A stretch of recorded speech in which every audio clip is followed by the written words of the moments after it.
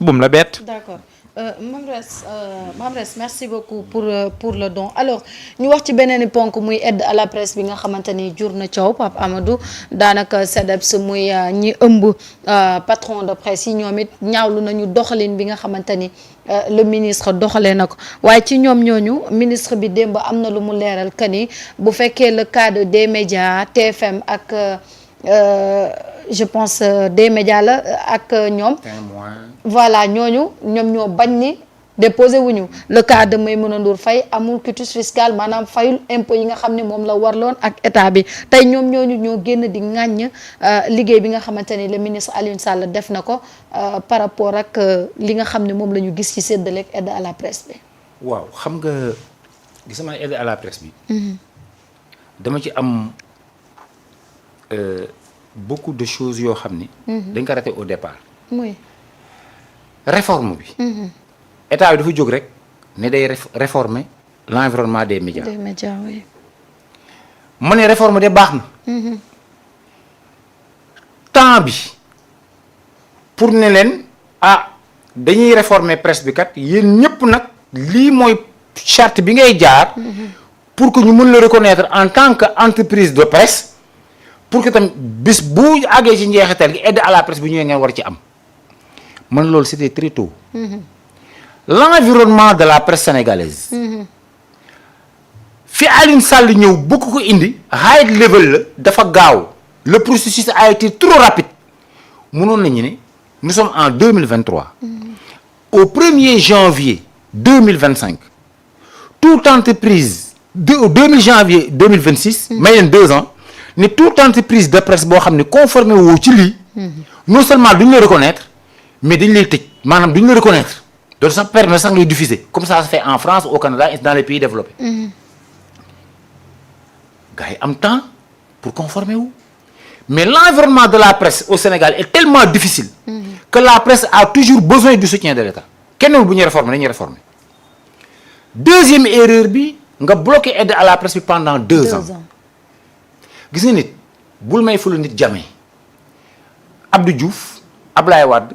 Macky Sall dañu mos a respecté di jox nit ñi di sax yokk yow nga ñëw lan la presse bi di gis nga téye ko 2 ans c'est pour asphyxier la presse pour étouffer la presse pour tuer la presse parce que boo nee rupture. indi bonne gouvernance mooy le reste des textes xaalis bii ngay jox journalistes yi président Bassirou Diomaye Faye moomu ko premier ministre Ousmane Sonko moomu ko ministre Alioune Sall moomu ko. dañu voté. ne tant de milliards nañ ko yóbbul Bassirou Diomaye Faye pour fonds politique am.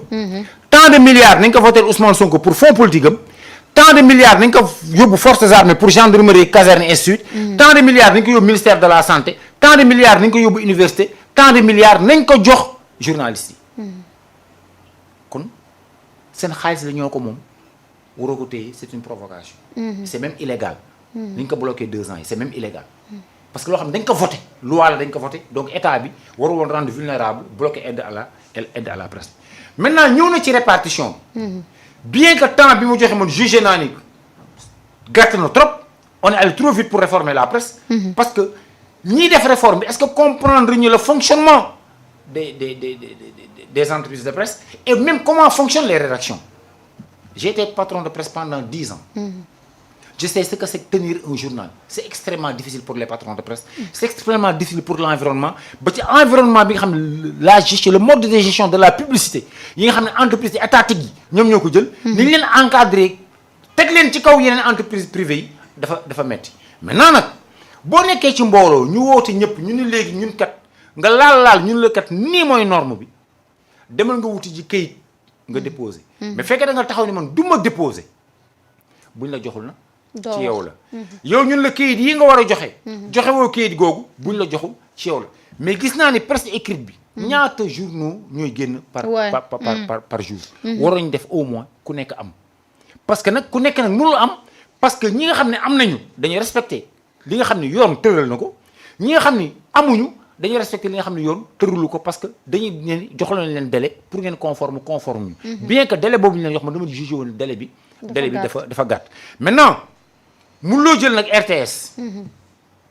RTS organe état bi la 20 millions de Sénégalais yi ñoo ko bokk. RTS ñoo am publicité RTS ñooy am subvention. RTS moom le président du yóbbu voyage. RTS ñoom la ñu jëndal ay machine RTS événement bu amee ñu génne leen fu jox leen ay pactole yoo xam ne ñoom rek ko am. RTS nag bu bëggee ëlbati ko tam sukkandiku tam di jaar ci aide à la presse bi c'est incompréhensible. APS organe la boo xam ne ci état bi la bokk ëlbati am maison de la presse. je ne suis pas d'accord. carte nationale de la presse je ne suis pas d'accord lenn rek laa d'accord ci aide à la presse bi mooy CESTI bi nga xam ni journalistes yi nga xam ne dugg nañu ci liggéey bi par ambition. alors qu'il leur manque la formation ñu dem CESTI kat yóbbu fa au moins sax 500 man sax xeeb naa li ñu jox CESTI. parce qu'il y a beaucoup de journalistes yoo xam ni ce sont des journalistes par ambition ñu ngi dans les rédactions. war nañu yóbbu CESTI au moins ñu former leen ñu gën a former journalistes yi formé wu. loolu d'accord naa mais daal ni ñuy répartir aide à la presse bi. day jur coow ñi am. dañ naan ok c'est bien. ñi amul dañuy naan c'est pas bien mais Papa Amadou est-ce que tey waroon nañu tollu fii ministre bi tey wala gouvernement bi tey buy xeexalul patron de presse yi mais ñun les jeunes reporters lay xeexal parce que aussi gis nga aide à la presse boobu nga xamante ni tey moom moo jur coow li daanaka de mën nañ ni de Macky boog Ablaye Wade Abdou Diouf jusqu'à présent patron de presse yi ñoo ciy bénéficier wu ñi nga xamante ne ñoom ñooy les jeunes reporters amuñu ci dara parce que mënoo employé nit nag ba pare déposer loo ko presse yaa ngi dagg ci salaire am te joxe woo impôt bay ñaan yow patron de presse bi ñu baal la impôt alors que bu ñu revisité waat li nga xam ne tey moom lañ la joxoon ci jamonoy Macky Sall yow li nga yoreel ni état bi ci fisc ak li nga jot ni mu bëree te yow moomu yaa yor bor am na ci loo xamante ni aussi xëy na entreprise de presse yi waruñu woon xaar ñu yegseeg ñoom foofu parce que quand même booy employé ay xale dafa am ci condition yoo xam ne moom nga leen war a teg ku ne xam na ni yow xam nga li ñuy wax ci jeune reporter yi seen salaire baaxul condition yi ñuy liggéeyee dafa metti amoo IPRES sa salaire ñu ngi ciy dagg impôt te ñoom ñëpp kenn nangu ci fay impôt loolu tam beneen problème la. le premier responsable de cette situation. c'est oui. l'État.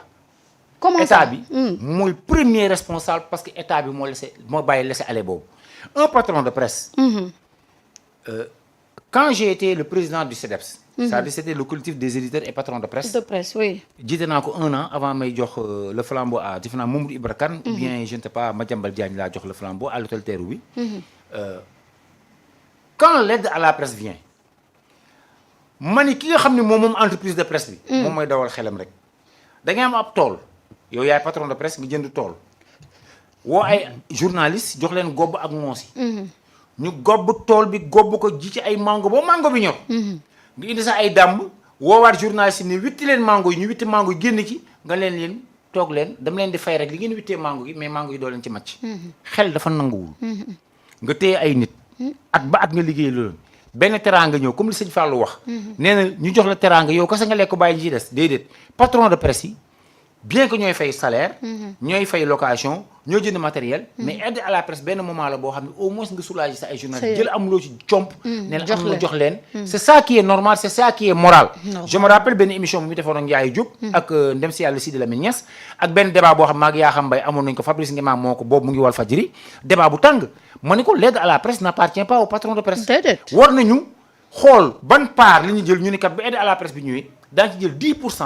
au moins jox ça motive. les journalistes maintenant état bi xam na ni. les employés dans les entreprises de presse amuñu IPRES. amuñu caisse de sécurité sociale. amuñu dara. amuñu imputation amuñu prise en charge médicale amuñu dara. léegi loolu la bëgg leen loolu nag état bi xam na ko. dara umbu ko ci l'état ferme les yeux. moo tax le premier coupable c'est l'état laisse les patrons de presse exploiter. les moom la ñuy bëgg xeex moo tax ñu teg réforme yi. maintenant réforme bii nag ñiy ñëw. que Alioune Sall teg ko moo tax ma ne réforme bi baax na. maanaam réforme boo xam ne ñëpp tegu ci charte. maanaam yow nga am entreprise de presse nga bi def contrat yi def contrat de travail en bonne et due forme. respecter ce qu'on appelle la convention collective.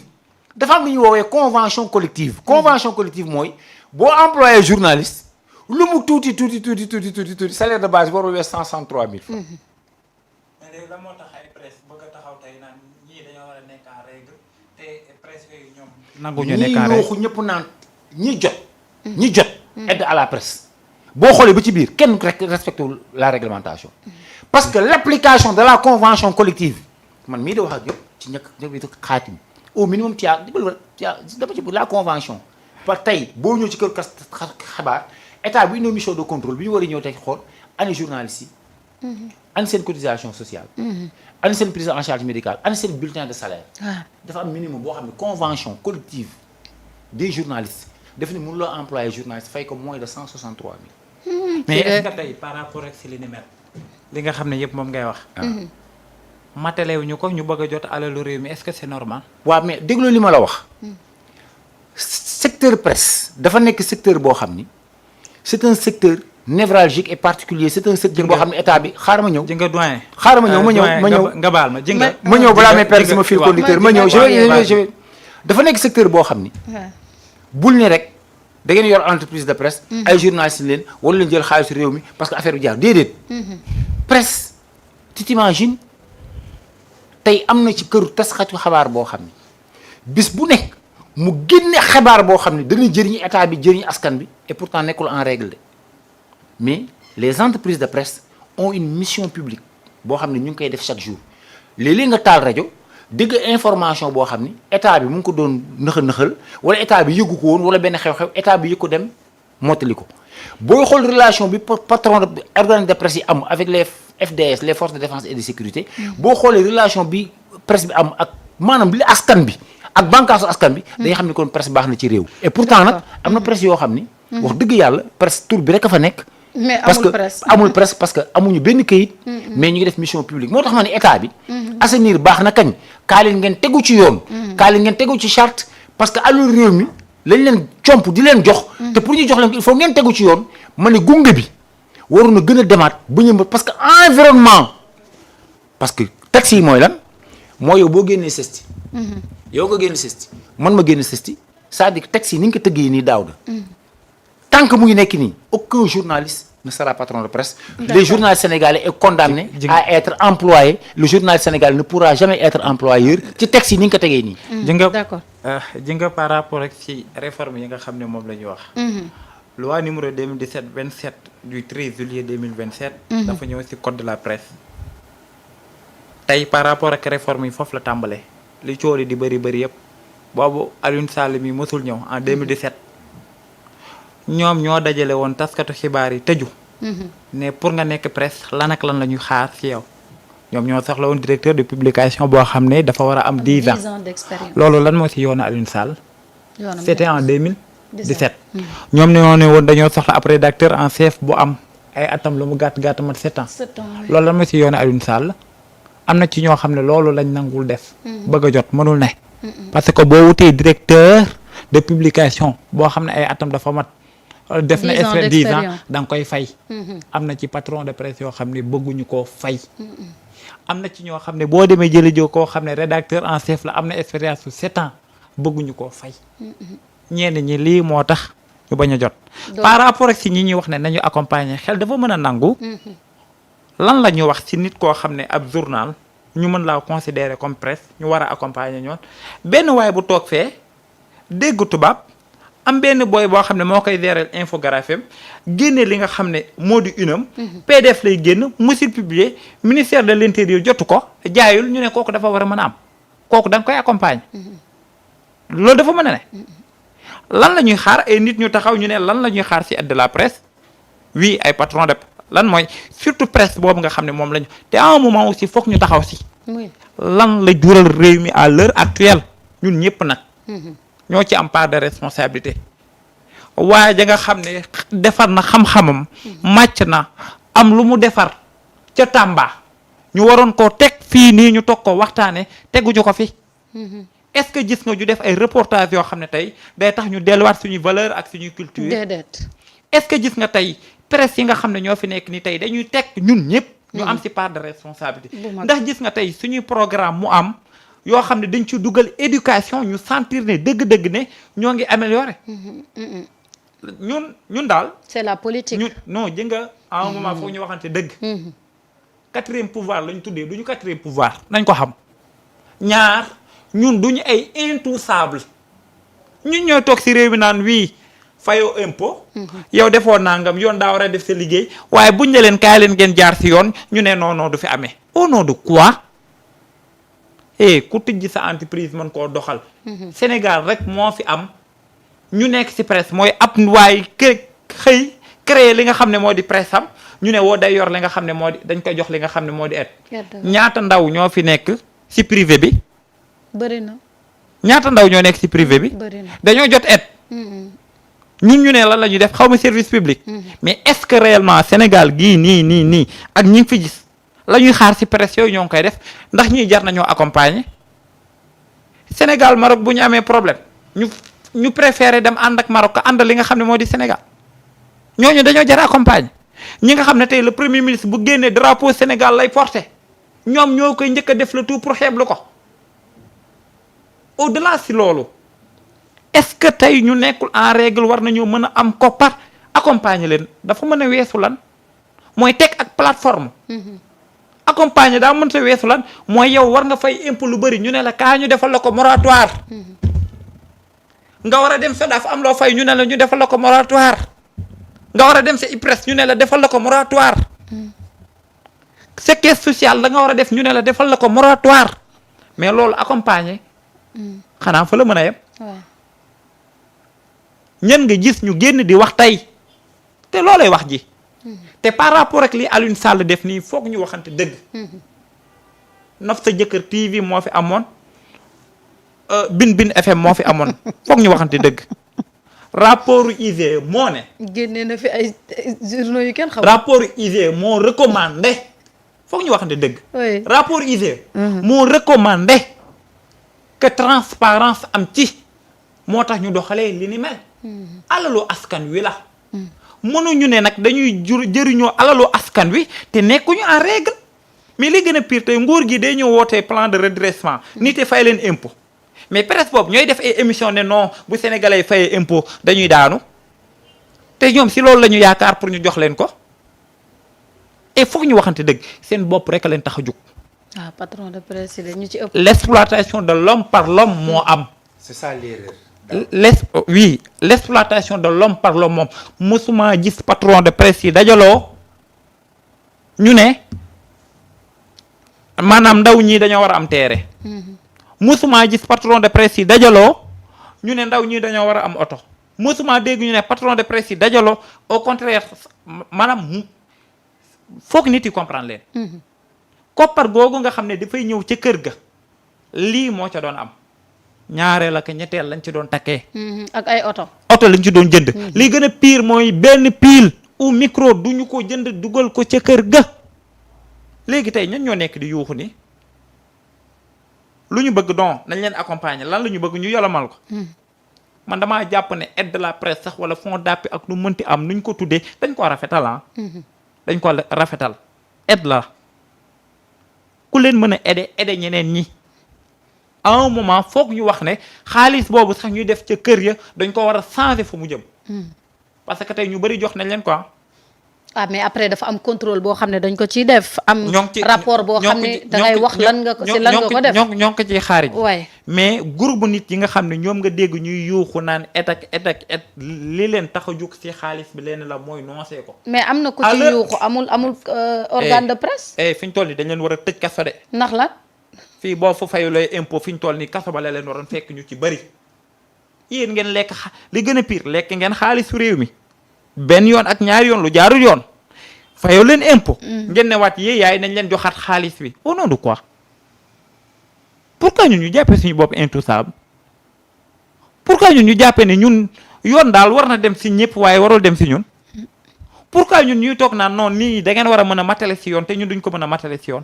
Sénégal xaalisu Sénégal moo lekkuwul à l'heure actuelle ñaara ci mën a am. ku nekk en règle jot ku nekkul en règle jot te yéen a fi tëgg toog ngeen ne da ngeen di assainir léegi nag ku ne xam nga li nga war a mën a matale. ku ko matale jot ku ko matalewul du jot mais toog non tu sais que service public la ñuy def tu sais que dañoo war a jàppale lan service lu ñu def da nga mës a gis ñu def émission scientifique. da nga mës a gis ñu def émission technologie.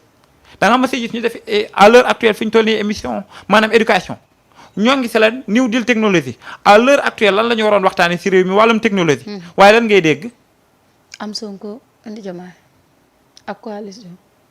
ngay xëy ay nit taxaw fii soi-disant presse africaine benn média bind ministre bi yor wàllum finance nekk fii iñaane nañu dem demander ko lu ñuy def contrôle C contrôle V nga ne ñooñu da nga leen di jox xaalis ci réew mi foog ñu waxante dëgg. ay patron de presse ay businessman na fi ëppoon. ñoo fi ëppoon de. ay businessman na fi ëppoon majeure partie ñu ñuy wax ci presse am na ci ñu bëri ay businessman lañ ñeneen ñi nekk ji li nga xam ne moo di ay politiciens nguur gi au moins bu nekkoon day defante tey ñenn ñi du am mais xoolul ki far ci moom ak ku farlu ci moom. lenn la demandé nekkal en règle. mu jox la. boo nekkulee en règle nag noo bëgg a amee. foog ñu waxante dëgg. waaye parce que am na exercice